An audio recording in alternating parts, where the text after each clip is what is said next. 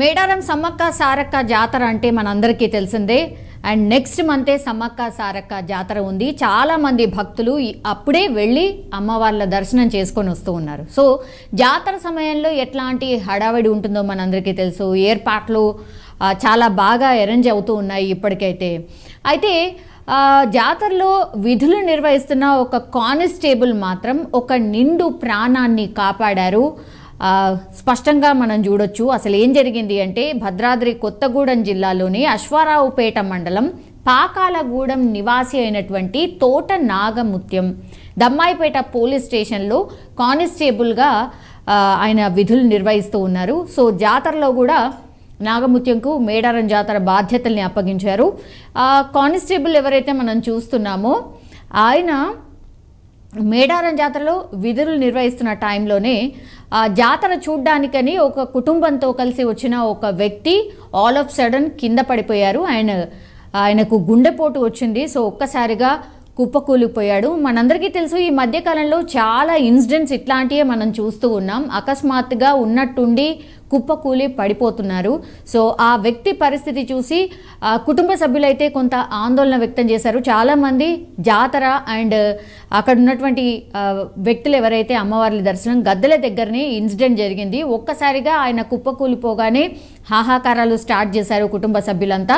So విధులు నిర్వహిస్తున్నట్టు constable ఒక్కసారిగా అక్కడికి వచ్చేసి ఆ వ్యక్తి చుట్టూ ఎవరైతే జనం గుమిగూడారో వాళ్ళందరినీ కూడా పక్కకు జరిపేశారు. జస్ట్ అలా చూస్తూ ఉండిపోయారు. ఏడవడం స్టార్ట్ చేశారు. కానీ ప్రాథమిక చికిత్స ఏదైతే జరగాలో ఏదైతే అందించాలో అది ఎవరూ కూడా ప్రయత్నం చేయట్లేదు. ఆ దిశగా ఎవరు ఆలోచించట్లేదు. యాక్చువల్లీ ఇట్లాంటి ఇన్సిడెంట్ జరిగినప్పుడల్లా ఎవరైనా సరే సిపిఆర్ చేయాల్సిందే. ఎందుకంటే హార్ట్ అటాక్స్ ఫ్రీక్వెంట్గా వస్తున్నాయి కాబట్టి సిపిఆర్ చేస్తేనే మ్యాక్సిమం మనుషులు బతుకుతున్నారు. ఇది నిజంగానే ఒక మిరాకిల్. ఆర్ మనకు తెలియనటువంటి విషయాన్ని చాలామంది డాక్టర్స్ ఇట్లాంటి ఇన్సిడెంట్ జరిగినప్పుడల్లా మాట్లాడుతున్నారు. సిపిఆర్ అనేది ఎవరైనా సరే ప్రతి మనిషికి రావాల్సిందే. సిపిఆర్ చేయడం వెరీ వెరీ ఈజీ. హార్ట్ మీద పంప్ చేయడం మాత్రమే. ఒక్కసారిగా ఆ బ్లాకేజెస్ ఏవైతే ఏర్పడతాయో ఎయిర్ ఏదైతే ఏర్పడుతుందో అవన్నీ కూడా సిపిఆర్ వన్స్ స్టార్ట్ చేసినప్పుడు ఒక్కసారిగా ఆ బ్లడ్ ఫ్లో అనేది పంపింగ్ అనేది స్టార్ట్ అవుతుంది. మనిషి బతికే ఛాన్సెస్ చాలా ఎక్కువగా ఉంటాయి.